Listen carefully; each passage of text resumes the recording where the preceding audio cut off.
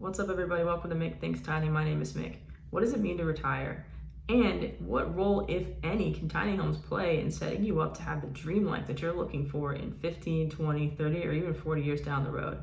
Today, we're talking to Drew. Drew is the owner of Pro Wealth Group, Drew Blackston here on YouTube channel. They're a certified financial planner, retirement financial planner. They're going to walk us through all of those questions that I know some of you have been asking. How do tiny homes fit into downsizing? How do I plan for retirement? What happens if you don't own a home? How do you build wealth with tiny houses and downsizing when you don't have a home to pull from or a house to sell? So I'm excited for you guys to learn from Drew. Make sure you subscribe if you're new to the channel. Let's get into it. Let's talk about tiny houses and retirement.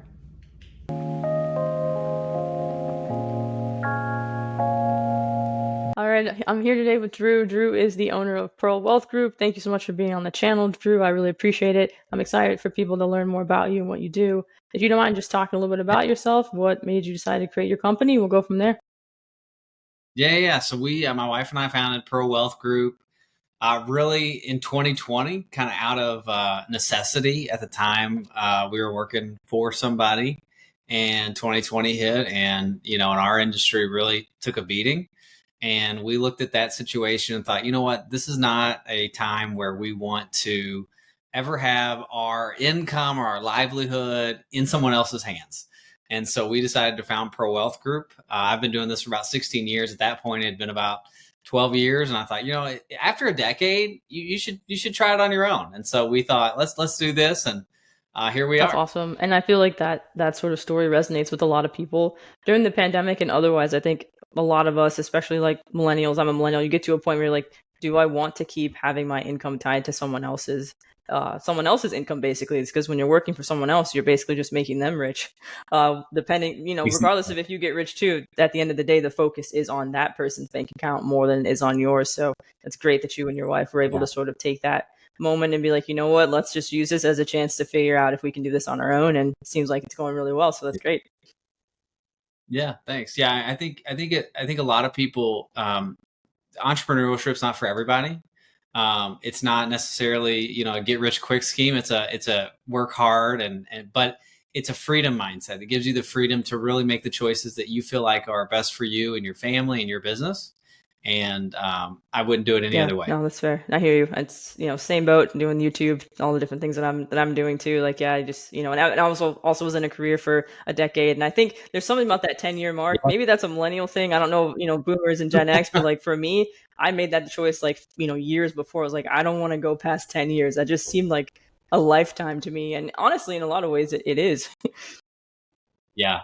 Boomers are like 40 years. I'm in. And then I think X got to the point where they were like, I think 5 times is how many jobs that the average person has, 5 different jobs now.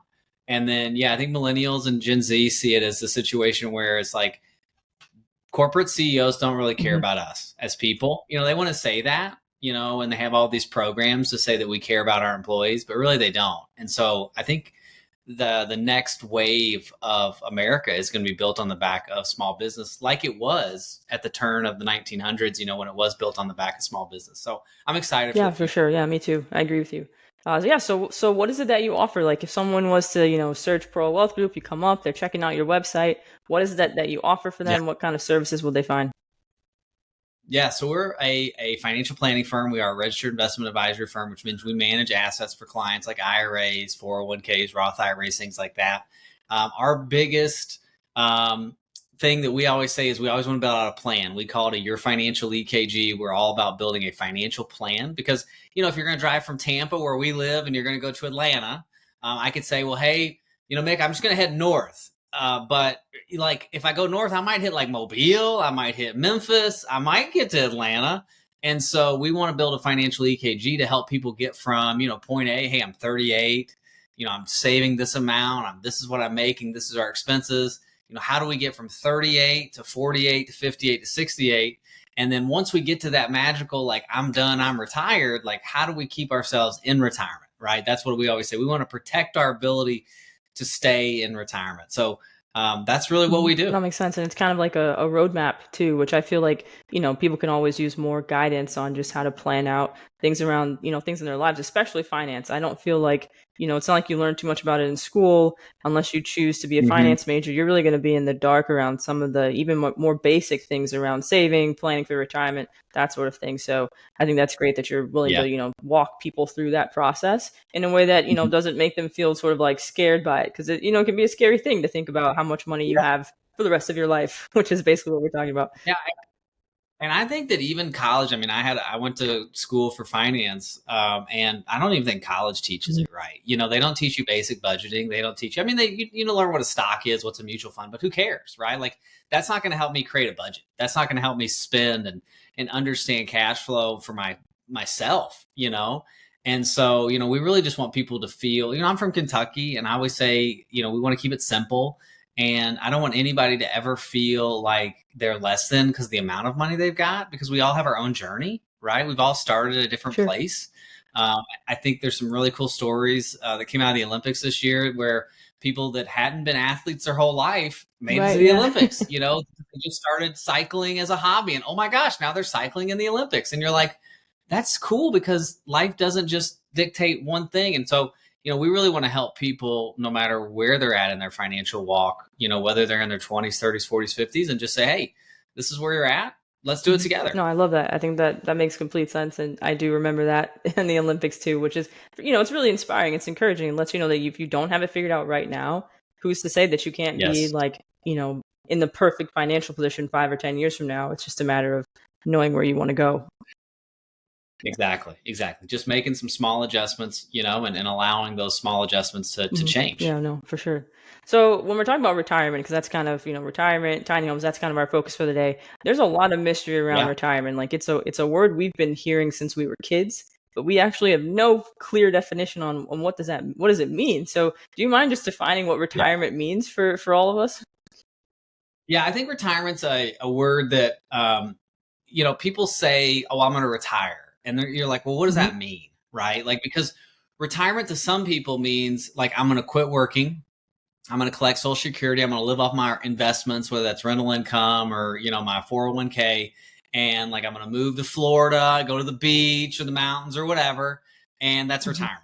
And for some people, retirement's like, well, I want to retire from working at this corporate job and I'm going to work part time or I'm going to do what I love, like my hobbies, right? Like I've got clients who work for major banks and they're like, you know what, Drew, I really enjoy consulting and helping small businesses. So I'm going to retire from my big job and become a consultant and do some of the things that I enjoy. And that's Yeah, of retirement to course. them. Um, I've got a pastor right now who's retiring in Georgia, and he's becoming a consultant for other churches and small businesses on their communication strategies. Well, to him, he's 65. He's like, I've been in the ministry business my entire life, and now I'm transitioning to something else, but it's away Hmm. from that because he wants to do Yeah. something different. He wants to explore other avenues.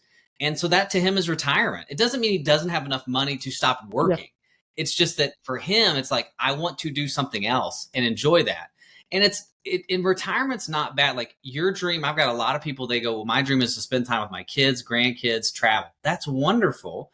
And other people say, well, I want to do new hobbies. Or I've had clients who learn to play the piano or, buy horse, like random stuff where you're like, well, you would think about it like as a kid, like, oh, I'm going to take piano lessons or I'm going to take horse riding lessons.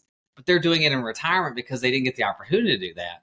And they're like, that to them is retirement. So to me, retirement is having the financial freedom to be able to do what you want to do. Whether that's forced retirement, like you're let go from a job or fired, or you choose to step away from where your Okay. career. Yeah. No, that makes sense. And I think the focus on like the freedom to choose is a huge one, right? Like I think that's something that a lot of us are, thinking about more and more every day. And definitely the pandemic helped sort of speed up that process for Yes. some people. Just to think about, well, Yeah. if I've only got 40, 50 years left, or for some people I've got, 20, 30 years left, what do I want to do? Yeah. How do I want to spend my Yeah. time? That's a question I think about a lot. Like, how do you want to spend your time? So, what I hear you saying is that retirement can look really different for a lot of people, but the focus is being able to do the things that you want to do and do them in a way where you're still financially comfortable. Correct. I mean, you don't want to put yourself into a hard Mhm. spot by quitting your job. I mean, obviously, you've got to take responsibility and you've got to do, it's kind of that Dave Ramsey approach, like be responsible, have a job, have a budget. but it doesn't have to look like everybody else's. Like we mentioned the boomers earlier and we kind of joke about them, but you think about like my grandparents who came out of World War II and the Great Depression, and you worked for 40 Mhm. years and then you got Social Security and you died. And there's nothing wrong with Yeah. that. But I think that, again, Mick, like you said, the pandemic really kind of shifted our focus to, okay, what can I do for not selfishly for myself, but like if I'm going to live this life, I want to make sure that I'm fulfilling what I've been put on this earth to do. And, like for us starting Pro Wealth Group, it was like, hey, I don't want somebody else to control my, where I'm going to be 20, 30 years from now. I want to take that into my hands. And if that means that I fail, okay, I failed, but I started and I tried, right? Of course, and so I think that's where retirement for people are like, okay, I don't want to work for the big banks or the big corporations for the rest of my life and then get Social Security and die. I want to retire at 55 and maybe work at a nonprofit or something to really help the world, to leave a mark on, on my, my people around me. Yeah, no, for sure. And I think that there's a lot of overlap between what you're saying and originally what the tiny house movement was all about. It was all about going tiny to downsize so that you could, just live the life that you want to live. I think now the language has shifted a little bit into more like consciously trying to build wealth by downsizing, saving money, reducing your overhead. So what do you think, are some of the biggest challenges people might face that are watching this and they're thinking, okay, I want to retire, but I want to have being, in a tiny house as part of my retirement. Like, what do you say to that group? Like, what are some challenges you foresee them facing financially and just sort of in the planning process?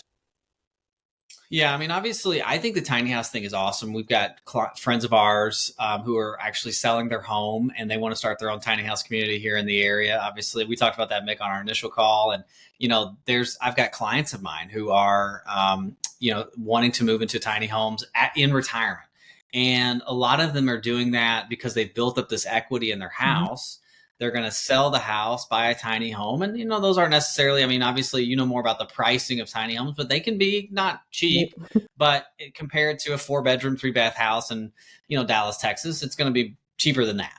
And so they can use that equity to buy a tiny house, downsize. And then you have this, what I call a freedom bucket of money, right? Because you pull it out of your house. It's not, a portion of it might be taxable, might not be, but let's just assume it's not like an IRA. So now you've got the ability to travel, to do things that you want to do, maybe start a business, because you've cut your cost on a lot of things that, your property taxes, your insurances and things like that, which you had in the main home, which is the maintenance. So, for me, I see a lot of clients doing this kind of like you said, the declutter, the downsize, just because, they want to reduce their footprint, from on an earthly standpoint. They want to have that freedom. And I think as Americans, we always think bigger, bigger, shinier, shinier, shinier. And in reality, again, we kind of go back to that pandemic, because that's really what shaped us, is like, hey, it's not about bigger, bigger, bigger, shiny. It's like, okay, what kind of impact can I have on my kids? What kind of impact can I have on my community and my city? And so having the ability to make some investments that'll help me save money, like the tiny houses and things like that, really offer people the benefit. I think if you think about the obstacles with tiny houses and things like that, I would say that's not so much financial, is it's more, and you would speak a lot more to this, Mick, from a sociology standpoint, is like there's just the mindset of it, right? Like going from 1,500, 2,000, 2,500 square feet, whatever, into a smaller space, especially if you're doing that with multiple people. And now, I'm kind of claustrophobic. I don't like people crowding me in like a subway car or something. I don't like elevators. Like if it's not like 10 stories, I'm taking the stairs. And so I think that's more of the obstacle you would face more than the financial side. Because I see really only pros on the financial side, because you are reducing. The number one cost in retirement is healthcare, but number 2 is housing. And because it's with you for perpetuity, right? Property taxes. I'm in Florida. Our insurance is ridiculous. Property taxes are stupid. And so if you can bring that second cost down, man, health insurance is one of those things you got to deal with. But like the housing costs, that's something that you can manage. And if you have the ability to do the tiny house thing to downsize, it's a blessing for you and for your financial freedom. No, I see where that would be the case. And I can only imagine the mindset piece is probably huge. For people who don't own homes. So for the individual that's watching, that's like, okay, well, this makes sense for someone that owns a house, but I want to go tiny as a way to downsize and, eventually maybe like speed up my retirement. What do you think is the best Yeah. sort of approach, or what sort of advice would you give to someone who's not a homeowner? Yeah. Well, obviously, if I'm a big believer in not having Mm-hmm. debt in the sense of, just in general. Obviously, housing debt is what we would call good debt in the financial world. So, for a tiny home, if you don't have a house, my biggest thing is the same as if you were going to buy a regular house. You don't want to put yourself in a place where, I always joke, you don't want to eat beanie weenies because of your house payment, right? And so you don't want to put yourself into a situation where you're buying a tiny home and it's causing you issues with your cash flow. But if you have the ability to do it, I think it's wonderful. Buy that down, and that's going to give you the ability. Let's just say the average mortgage payment right now is somewhere between $1,200 and $1,500 because of where interest rates are at the time of this recording. So if your payment can be, $300-$400 for a tiny home, that's $1,000 that you're saving, right? Now that's $1,000 can go into a brokerage account. It can go into your 401k. If you have that at work, it can go into your IRA, Roth IRA. So now you're able to repurpose and reposition money. And I always equate it to NASCAR.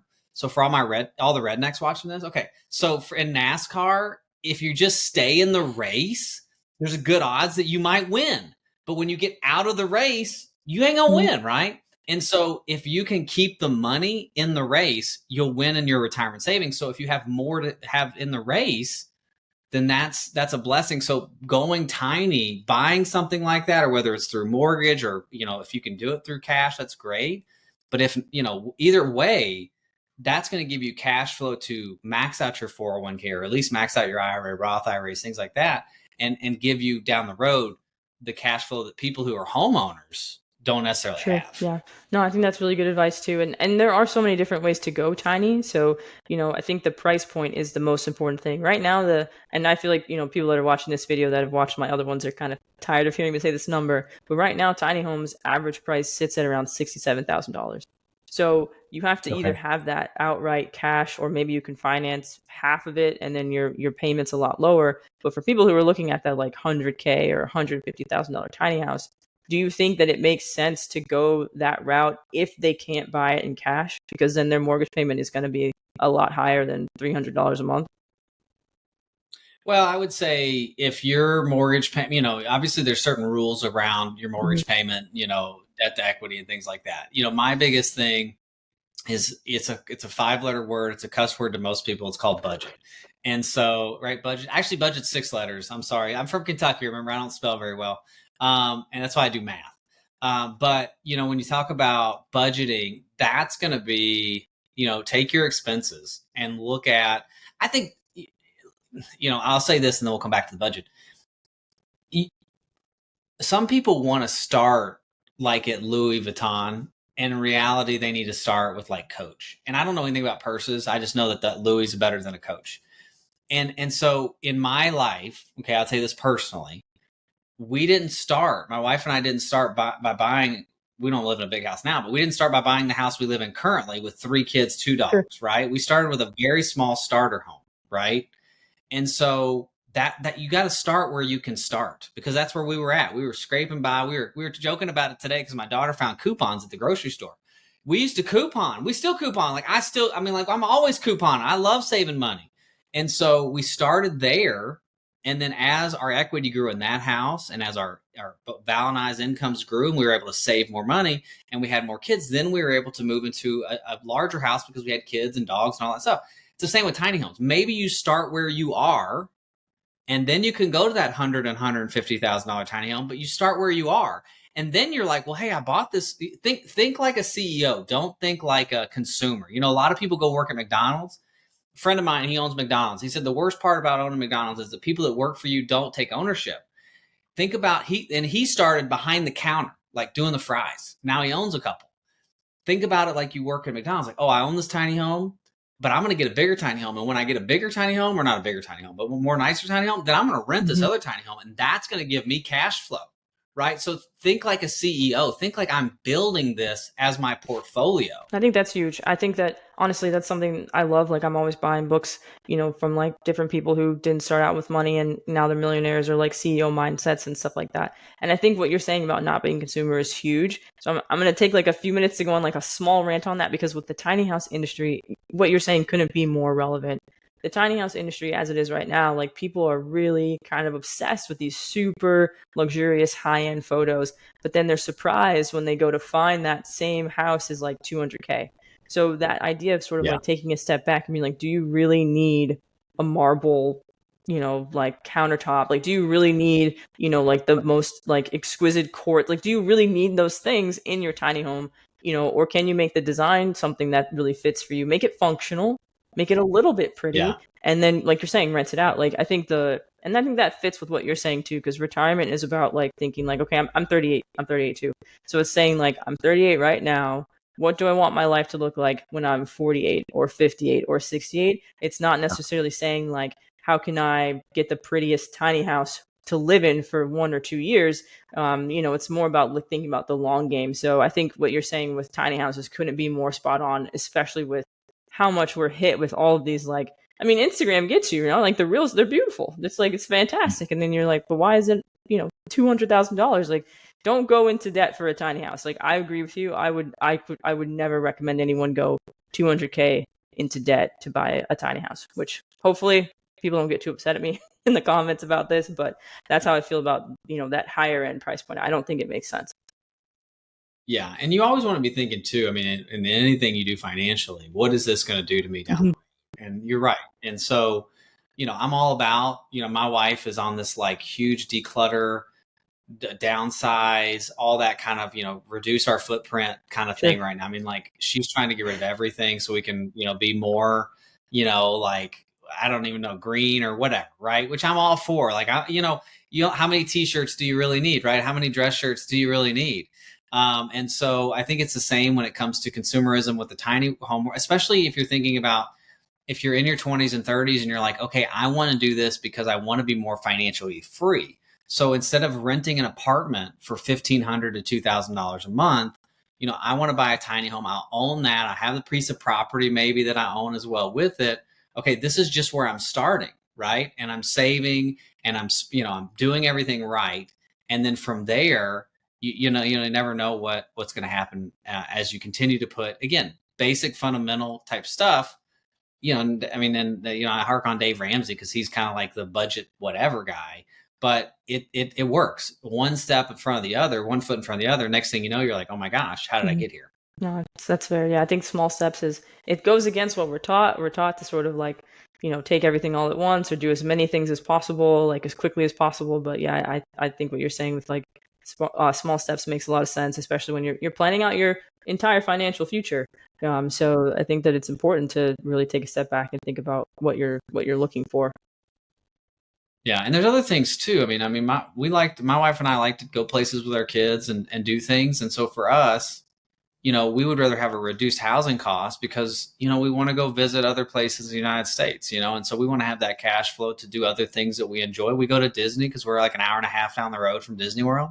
My kids are young. And so I would rather not spend the money on, bougie counters because I want to go to Disney and it costs a bougie counter to go to Disney It's every year. true, it Right. does. And it does. And those memories for us are more important than, like a bougie purse or whatever, like it's like, I grab a Honda Odyssey because it's efficient and it fits all of our kids. And I don't need a jacked up Suburban because I'm gonna go to Disney. And that's for me, that's for our family, that's important. But it also allows us, again, I'm not trying to say what we do because Mick, I know you guys, y'all do the same thing, is how can I reposition this cash to continue to build my net worth in general? Because down the road, things happen like air conditioners go out or your dog gets sick or whatever. And you want to be able to go, okay, let me pull that money out to pay for my dog and not go into debt or not have those credit card Mhm. payments. Yeah, no, for sure. I think also just what you're saying, like, I'm not doing this so that I can go to Disney, or I'm not doing this so I can do that thing. I think that's something that might be helpful for people to keep in mind if they're thinking about going tiny. Like, I'm going tiny to do this thing, so I'm not going to do that. So I think that that's something that probably will resonate for a lot of people watching today too, because they don't want to spend $400,000 on, a standard home. They don't want to spend 500 or 600K on a home. So I think that that's probably the most important to keep in mind. I'm not going to spend 500K, so I'm going to spend 50, and I'm not going to get as nice countertops, but I'm going to have a lower payment, and that'll make it so that 5 or 10 years from now, maybe you can get 3 of those and you can rent them out. Create your own tiny house community. So it really is about just thinking about what you're doing today and how that can help you for tomorrow.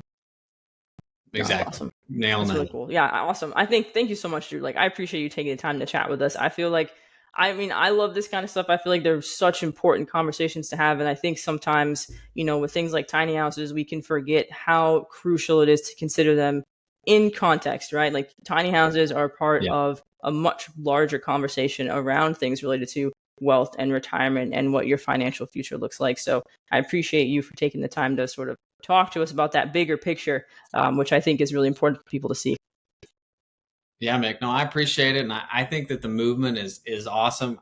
Personally, again, I'm a little claustrophobic, but 3 kids, 2 dogs, maybe not yet. But I think that it from a I think the concept and doing it is a huge win-win for a lot of people who are willing to do that. And it's not necessarily, when I say willing, I don't mean like a sacrifice. It's like, it's an enjoyable, like we go camping. So, I mean, I think it's cool. And if you can put yourself, think about it like this.